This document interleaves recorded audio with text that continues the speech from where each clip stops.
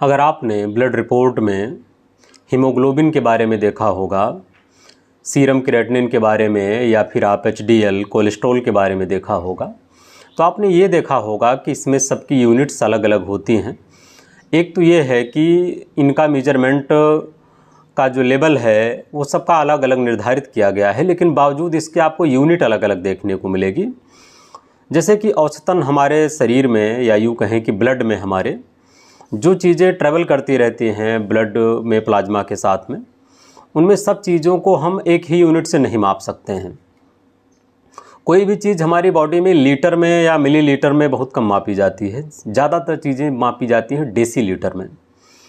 जैसे आप मिलीग्राम पर डेसीलीटर देखेंगे, या माइक्रोन पर डेसीलीटर देखेंगे, ग्राम पर डेसीलीटर देखेंगे।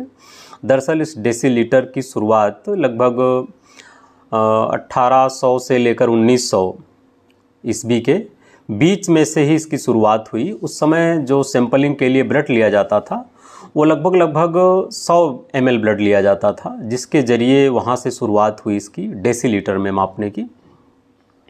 तो जो चीज़ें ज़्यादा मात्रा में लगभग होती हैं उन चीज़ों को मापने के लिए हम ग्राम पर डेसीलीटर यूज करते हैं। जैसे अगर आप प्रोटीन की मात्रा को देखेंगे, एल्बुमिन की मात्रा को, या हीमोग्लोबिन देखेंगे तो ग्राम पर डेसीलीटर में मापा जाता है। वहीं पर अगर आप शुगर को देखेंगे, कोलेस्ट्रॉल को देखेंगे, ये इनकी अपेक्षा थोड़ा कम मात्रा में होते हैं और इसीलिए हम इन्हें मिलीग्राम पर डेसीलीटर में मापते हैं।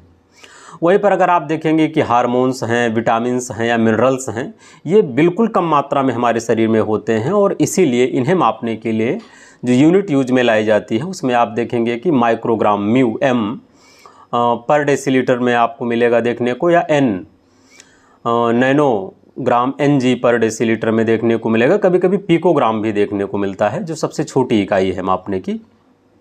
विटामिन B12 वगैरह आपको इस रूप में देखने को मिल जाएंगे उनकी लैब की टेस्ट रिपोर्ट में। अब बात यह है कि डेसीलीटर में ही क्यों मापा जाता है। एक कारण तो यह है इसका कि डेसीलीटर शुरुआत से प्रचलन में है और इसे ही मान लिया गया है हर जगह के लिए। दूसरी बात यह कि अगर हम लीटर में मापेंगे तो कुछ इकाइयाँ ऐसी हैं, कुछ यूनिट्स ऐसी हैं जो कि या तो बहुत कम आएंगी या बहुत ज़्यादा मात्रा में आएंगी। जैसे कि मान लीजिए कि अगर किसी का नॉर्मल शुगर 90 मिलीग्राम पर डेसीलीटर होता है, पर हम अगर इसे लीटर में मापेंगे तो ये आएगा 0.9 ग्राम पर लीटर में मापा जाएगा। वैसे मान लो किसी का शुगर बढ़ा हुआ है और उसका शुगर 400 मिलीग्राम पर डेसीलीटर है, पर वो अगर हम लीटर में मापेंगे तो हो सकता है उससे यही पता चले कि हाँ 4 ग्राम पर डेसीलीटर। तो ये संख्या इतनी कम है कि उसे लगेगा कि कुछ खास ज़्यादा बढ़ा नहीं है,